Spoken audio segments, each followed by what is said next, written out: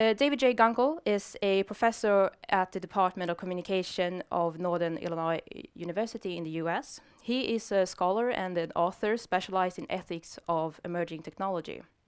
He has been recognized for his work on robot rights, and his latest book from 2023 is called Person, Thing, Robot, that investigates the dilemma of robots both being a thing, a machine, but also something more, maybe having a presence or even being a person.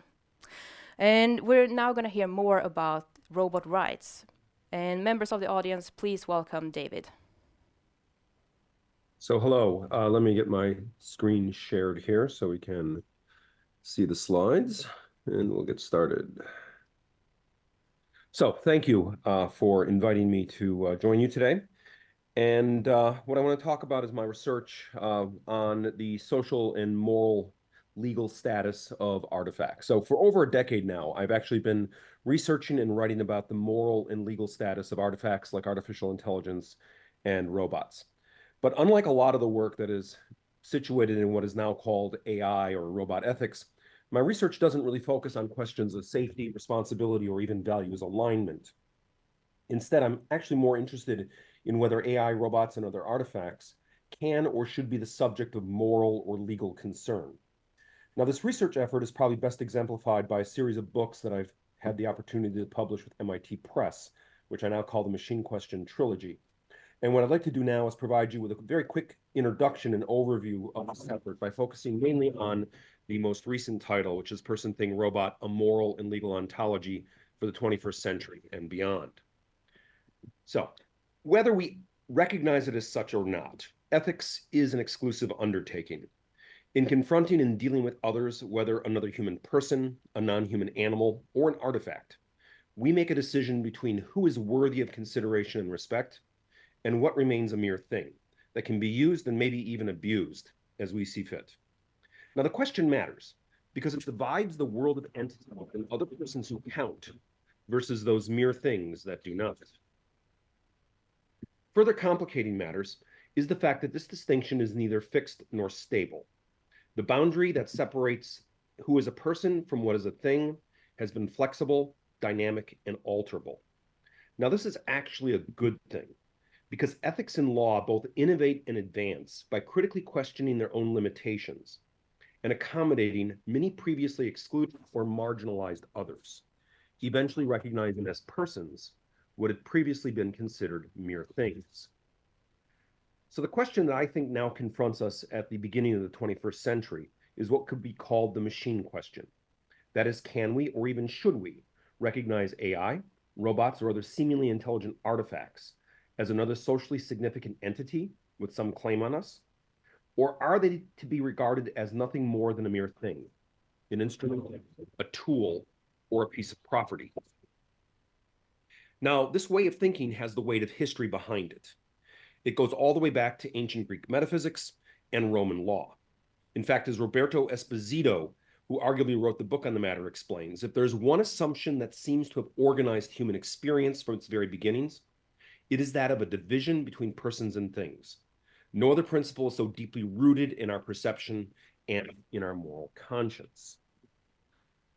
And we can see how this assumption already structures and organizes current debates concerning the social position and status of robots by looking at a number of recent events.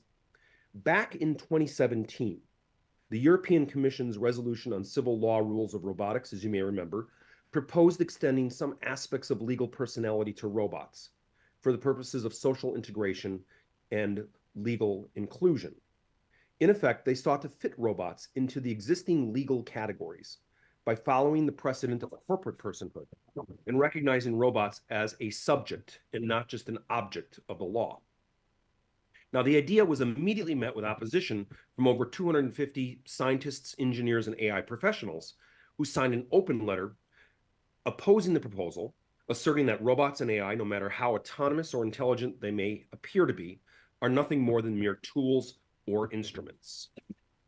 More recently, we had the Lemoyne affair.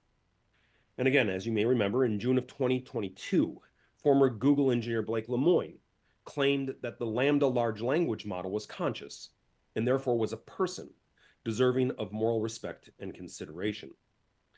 Google, the company that developed the large language model, took the opposite position, not only arguing that Lambda, like any computer application, is a piece of property, but suspending and eventually firing Lemoyne.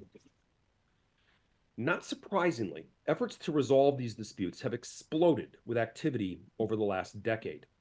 So what you see here is a concept map representing research publications that have been generated in this domain. On the left side of the diagram, there are those who have argued that this very question is really unthinkable, a distraction, or even a dangerous idea. For these researchers, robots and AI and other kinds of artifacts like this are forever and always will be mere things, nothing more.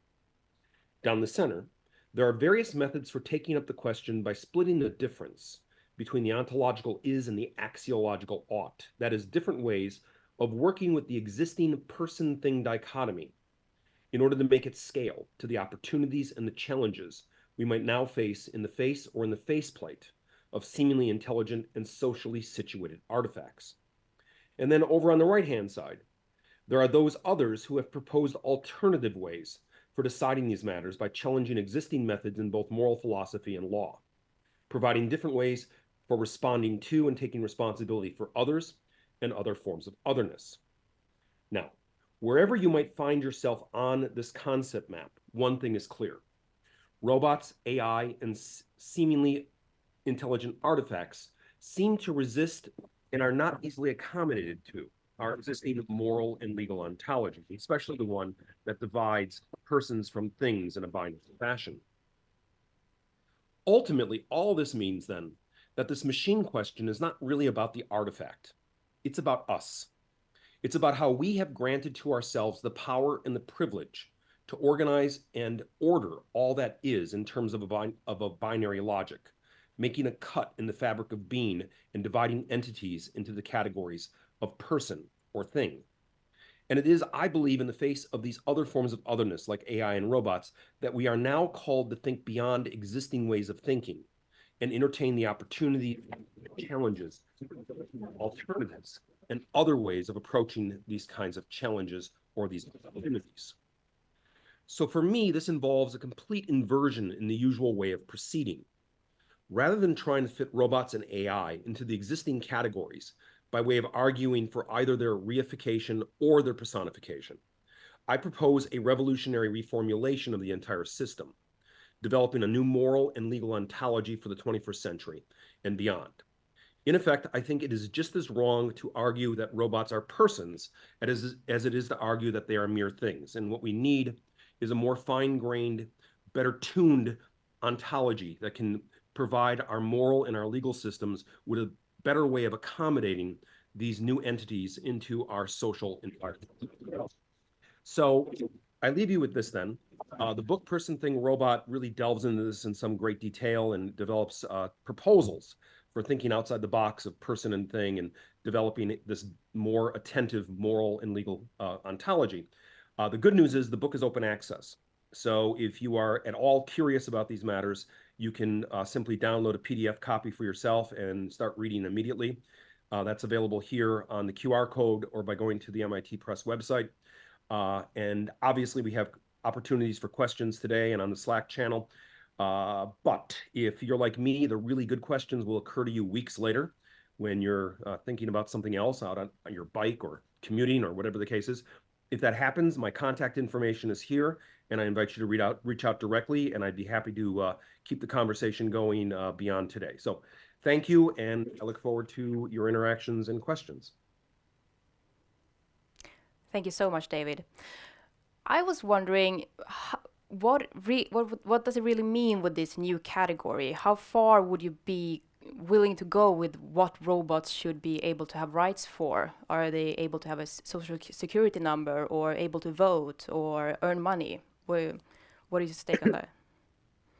So I think we have to be really careful about how we use the word rights. I think oftentimes when we hear the word rights, we immediately move to human rights because that for us is the most important set of rights in the recent development of the rights conversation. But when we talk about rights for non-human entities like animals or artifacts, We're not talking about voting. We're not talking about any of the rights that are listed in the human rights conventions developed by the UN. We're talking about ways of integrating robots into our social environment. Rights are really just giving something a certain status that we can recognize legally or morally in order to negotiate conflict in various circumstances that we find ourselves in. I'll give you a really good example because right now in the US, robots do have rights. In 12 states, we have passed laws that give personal delivery robots operating on the street the rights of pedestrians. Now, this is not the right to vote. This is just recognizing that they have the right of way when they are in the crosswalk. So we're talking about this kind of development that is small scale and not looking at these big human rights questions, but more about integrating these artifacts into our social environment in a way that makes sense for us. Yes, and I really agree with that. That the right to be on the sidewalk is a different thing than from having human rights, like in the same way as a right to vote and so on. But a practical example from here in Europe, we have had the debate of giving rights to have a social security number, for example, if you are an RPA, like robotic processing automation. So, for example, in banks, you need to have that kind of security number to log into systems, but robots doesn't have that. So, do you believe that that is something that robots could get to be able to work in these systems that we need them to? So I think it's possible. I mean, what we're trying to do is fit existing laws that were made for human beings to non-human entities. And so whatever laws we have in place and whatever formulations we've created to create this kind of social inclusion that is necessary for us to work with each other in social circumstances may need to be extended to something other than a human being. And so this idea of the robots having the rights of pedestrians, it isn't that we think robots are similar to human pedestrians at all. It's just that those are the laws, and we have to use the existing laws to fit the new categories of entities that are on the streets. And so it's always this kind of backwards compatibility thing that we're working with, and it could happen in other sectors very easily. Yeah, thank you. I actually, to a bit of a different subject, I encountered a tweet by you, I think actually from yesterday, where you discussed if robots should be able or allowed to read.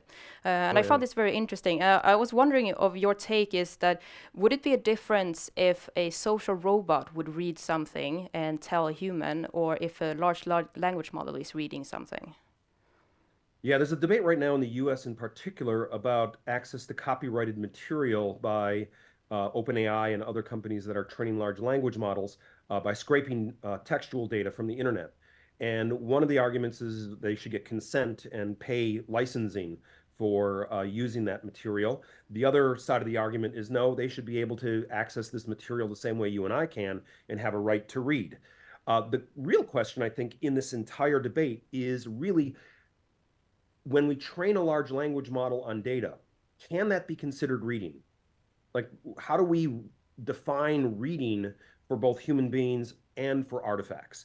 And I think we're seeing again this situation where we have new challenges trying to accommodate themselves to existing legal and moral expectations and kind of pressing against the boundaries that we've established for ourselves with regards to our definitions, with regards to what we have decided to utilize in terms of applying these laws to these new artifacts. And I think you'll see this evolve, especially out of this New York Times challenge to OpenAI with their lawsuit. Yeah, thank you. And just to come back to the social aspect of this, so if a model is scraping the internet and just reading everything, so-called reading everything that is available, do you think there's going to be a different view if there's a robot at a library that reads stories to kids, even perhaps from a physical books? Yeah, it's a good question because I think one of the things that plays in this debate is the fact that these large language models are cloud based entities belonging to very large multinational corporations, where an individual robot may be more individuated insofar as it has a body and can be recognized as being an individual as opposed to this kind of universal cloud based service. That may change the way in which we look at this very question. because right now it's sort of human beings as individuals versus the big multinational corporation and its cloud-based services, and there's a difference of scale there. The difference of scale may be very much reduced when you start looking at a individual robot as an embodied entity that somehow seems more individuated than a cloud-based service. Thank you so much, David, for joining us for this conference day. Perfect presentation, and I'll hope to see more from you in the future. Thank you for having me. Thank you.